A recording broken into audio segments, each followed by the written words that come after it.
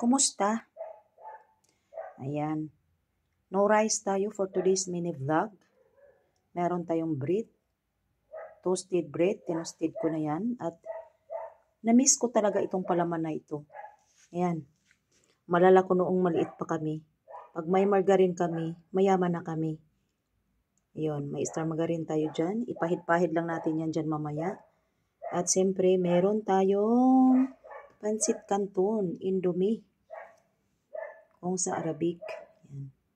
At meron tayong egg. Yan, meron tayong 2 egg dyan, fried egg. Para masarap yung ating kainan.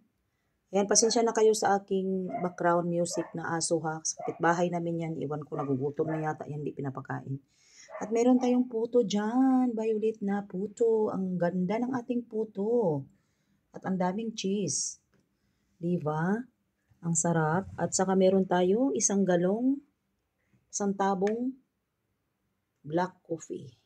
Yan. Yan yung ating agahan. Ayan. Yan yung ating agahan.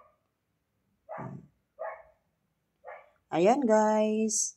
Thank you for today's vlog. Thank you for watching. Thank you. Bye.